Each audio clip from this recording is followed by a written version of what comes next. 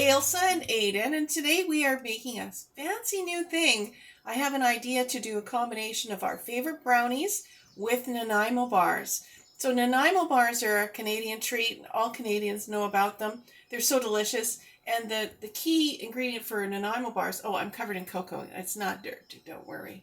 So the custard powder goes into the icing, and it's amazing. It's beautiful. It makes a yellow custard powder, and it's the traditional icing for a Nanaimo bar. So this is really a cool recipe. It's fairly inexpensive because it uses oil. So 1 cup of oil, and do this in your larger measuring cup first, because this is the easiest way, and then you won't screw it up. And do your oil first. It's really important to do the oil first so you get a cup. And if you're mixing it together to get a cup. So we've got a cup of oil, and we're going to add in some coffee. It doesn't have to be exact. I'm going to do a tablespoon-ish, a little bit more than that. And then I want to show you how pretty this is. See how everything is just going to mix up. And then I have 3 eggs already cracked, plus 1 tablespoon of water, of cold water. So you can use a tablespoon of water as a substitute for an egg, just in case you ever need to do that. So now, let's see how pretty that is? Now we've got oil, eggs, a cup of oil, 3 eggs plus 1 tablespoon of water. And I'm going to put in 3 caps, C-A-P-S, caps of vanilla, because I never use a teaspoon. I just use the cap.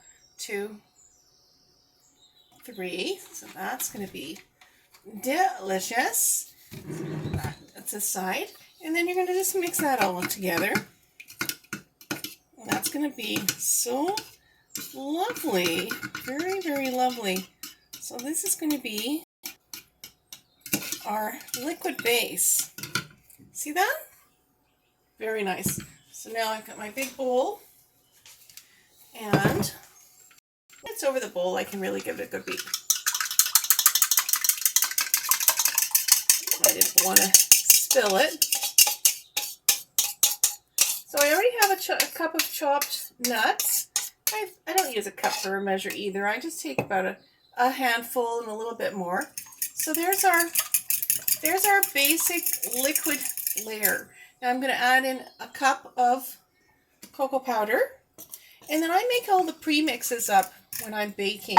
So I have, oh, that's a little tricky to get that in there. Don't worry about that. Your chocolate, your cocoa wants to stay dry, but it won't for very long. So I'm just going to do a cup of brown sugar. You want to mix your brown sugar at the same time that you have liquid, because it's just so much easier. A little bit more. See, that's a cup of brown sugar. That's right in there. And that's going to mix together. And that just dissolves right in. How beautiful is this? This is how easy it is to make brownies. I mean, people think that brownies are really hard to make, and I used to think that brownies were hard to make, but they're not. Not at all. And sometimes you'll read a recipe and it says, oh, don't overmix that, and they're all dramatic, and forget about all those stupid old rules. I really have had it with stupid ass old rules. Oh, sorry about the swearing. Sorry about the swearing.